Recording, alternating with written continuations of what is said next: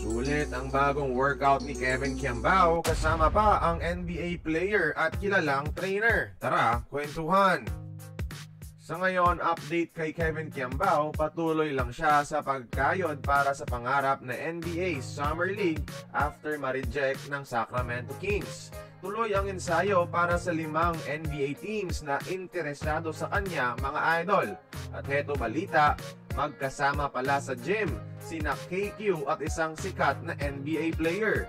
Kasama niya, mga idol, ay si Kelly Oubre, isa sa mga matipunong players sa NBA na sobrang talentado gawa ng athleticism at shooting, mga idol. Kakapirma lang ulit ni Oubre sa 76ers at mukhang sabay sila ni KQ nag-workout. Ibig sabihin, mga idol, baka isa ang Philadelphia 76er sa 5 teams na binanggit ni Coach Tim Cone na nag-invite kay KQ sa workout. Di naman malabo dahil may Pinoy na sa kanilang roster sa NBA na si Jared McCain. So baka tinignan nila kung pwede pa ang isang Pinoy sa Summer League. Who knows, di ba? Kasama din pala ni KQ, mga idol, ay si Drew Hanlen, isang sikat na NBA skills coach at trainer.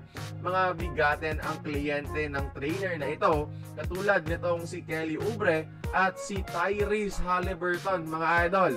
So kung nag-workout nga sila, maraming matututunan si KQ sa kanya na pwede niyang baunin sa ika-i-improve ng kanyang basketball career. Samantala, nag-release na ang isa sa mga workout video ni KQ sa isang sikat na trainer sa San Francisco, California, ang Milo Academy, mga idol. Makikitang hinahasa ang jump shot at yung tira ni Kiambao, mga idol, na talagang magiging susi niya para piliin sa NBA Summer League. Ang trainer nga pala ay ang kapwa Pinoy na si Christian De La Cruz, mga idol.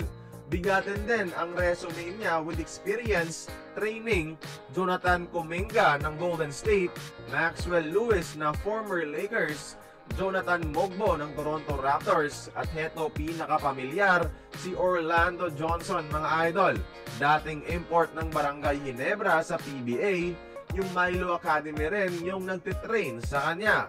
So maliban sa connections ng mga NBA trainers na ito sa mga NBA teams, nagbubunga talaga ang mga workouts ni KQ sa USA dahil sa mga magagandang programa ng mga mentors nito, mga idol.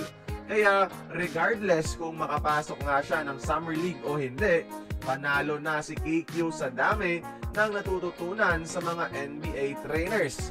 Magandang investment din ito ng kanyang KBL team para sa kanilang upcoming season. Kaya kayo, mga idol, tingin nyo, pang NBA nga ba ang talento nitong si KQ? I want your honest opinion. Join the conversation. Magkomento lamang sa ibaba.